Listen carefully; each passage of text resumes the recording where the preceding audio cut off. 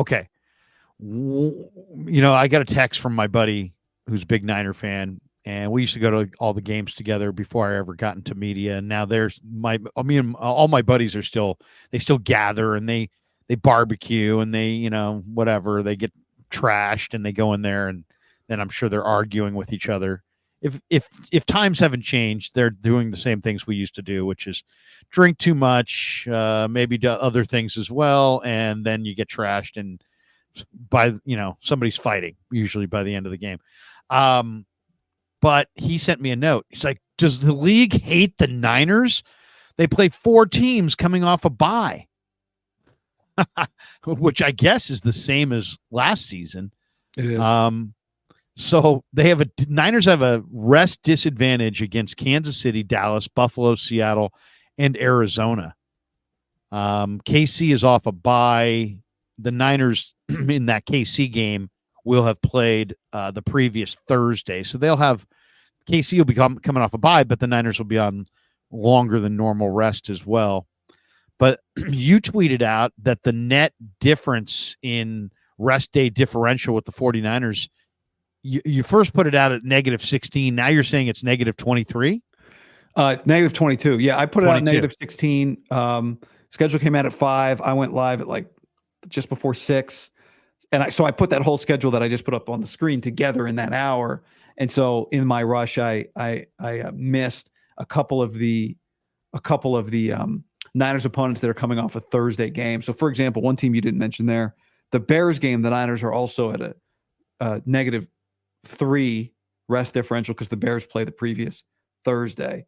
So it all adds. And Josh Dubow sent me a message from the Associated Press. Josh is very he's one of my cross checkers for Guy Football Focus when it comes to Niners OTAs and camp practice grading. So he'll be cross checking me on Brandon Allen versus Tanner Mordecai this year. But he said I had -22. Double check it. So I double checked and he was right. So -22. It's the difference from 16 to 22 is that it now goes from less than last year to more than last year. Last year the Niners had a rest differential of -20, which was most in the NFL. And their 4 teams they played last year off of buys was also tied for the most in the NFL with the Rams. Okay, and then it's funny. There's so much discussion about this, and then invariably there'll be somebody on Twitter who's like, "All you whiners, what do you leave it alone?" And then and then they'll pick some example of a game where the 49ers had a rest disadvantage that they won, and some other example of the 49ers had a rest advantage and they lost, and it all means nothing. And all I would say is nobody's coming unglued about any of these things. We're just observing it as an observation. But whether you're pro Niners, anti Niners, whatever, put that aside for a second and just discuss this. I did quality control. That was my job in the Canadian League, and that is game planning, and that is putting together the statistical breakdowns of your opponent and self-scouting, right? It involves what our tendencies are as a football team, and it all is cooked up into the game plan. And I'll just tell you, as somebody who did the quality control, that time is of the essence. And the old saying that time is money, time is vitally important. If an NFL team has 1 extra day of preparation than their opponent, that is significant. So don't tell me that this is all about much ado about nothing, because when somebody has 7 extra days or 5 extra days or whatever, anytime you're dealing with extra days of preparation time, there's more that you can get accomplished. There's more that you can glean. There's more that you can learn. You are at an advantageous position as it relates to your opponent in that particular matchup. So maybe there are people out there that don't want to hear it. Maybe there are people that feel like it's all in the stars. But I can just tell you firsthand, as somebody who's done the quality control job, that if I had 3 extra days, damn right, I'm going to be using those extra days, and I'm going to be learning things about your team in those 3 extra days and our team, and I'm going to be perfecting the game plan that much more. So I would just push back on the people who say it means nothing and just say you've never put together a professional football game plan.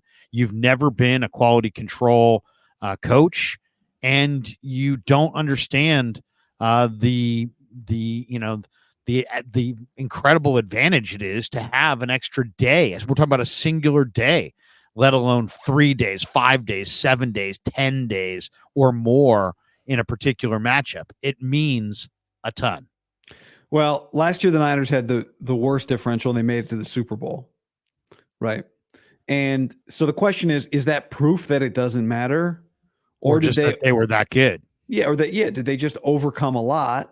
In the end, they were a 12-5 regular season team. That's good. That's really good. It was good enough for the 1 seed in the NFC. Really could have been more like 13-4 because they lost week 18 to a Rams team, right? Yep. That had Carson Wentz and nobody really played in that game. But I just want to add this, Larry. So since I saw there was a bar graph going around from ESPN that was the worst net rest differentials since 2002. Okay. For any game, any singular game? For any season. So teams that had the worst season differentials, right? So like the 2024 Niners are tied for the third biggest differential in the last 23 years. 23 years. Okay. So I didn't go through the whole graph, but I just took, it turns out there's 15 teams in that span that have a negative net rest differential of minus 15 or more. So last year's Niners and this year's Niners are a part of that. So those 15 teams with the biggest differentials, here's what happened. 7 of them missed the playoffs. 8 of them made the playoffs.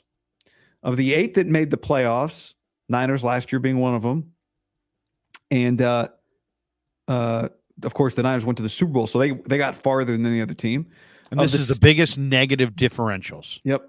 Okay. Of those 8 teams that did make the playoffs, so 15, 7 didn't, 8 did make the playoffs.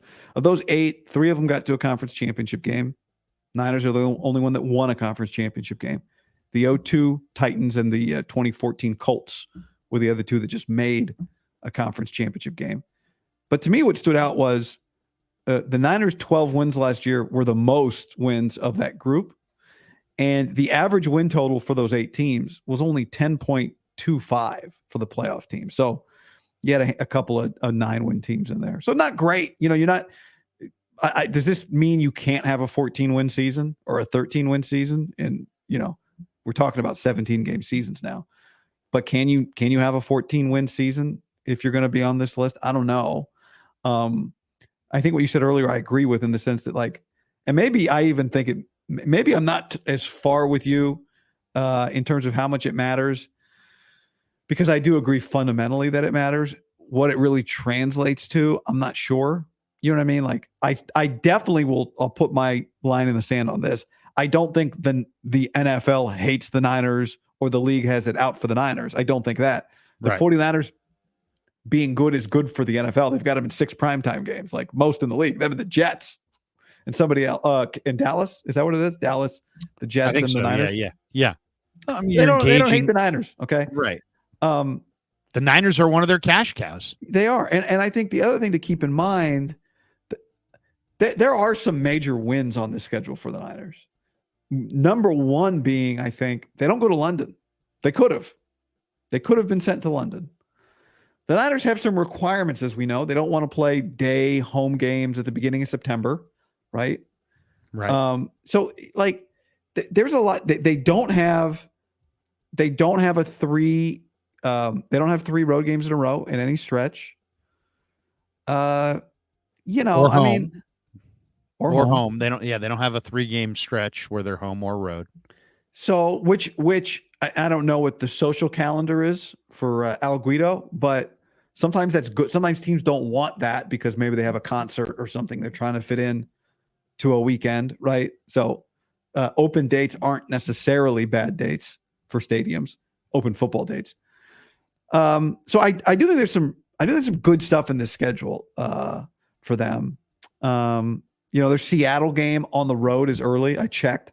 last year, mid-October, it was like mid-70s. Now it can also be 51 degrees. Who knows what's going to be in Seattle? I mean, they got a major break avoiding, the Florida teams until November, until later in the year. I mean, people always talk about, oh my God, you have cold weather games. You're going to have to go to Buffalo in December. Okay. I mean, that's bad. But to me, the one that gets talked about a lot, what doesn't get talked about is you're going to have to play in Miami in September. You're going to have to play in Jacksonville or Tampa in September. And you're a West Coast team that's been practicing in, 75-degree temperatures, 80, 90-degree temperatures, but no humidity. And now you're walking into a place that's ridiculously humid in the hottest time of the year. I saw week 1, it's Miami and Jacksonville. That sounds about right. Make those Florida teams play each other in the early part of the year, because it's a major disadvantage going into that kind of humidity early in the year. Guys cramp up, the way teams practice now.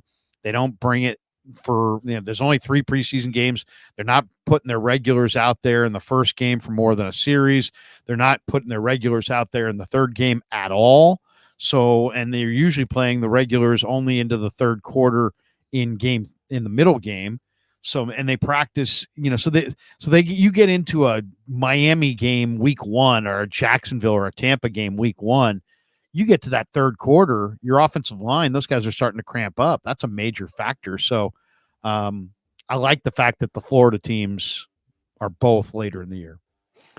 My conclusion here is I don't think they got screwed, but I do think it's something that they just have a lot less rest than their opponents. Now, I do think when you dive into it, like the Chiefs game, like you said, could be worse.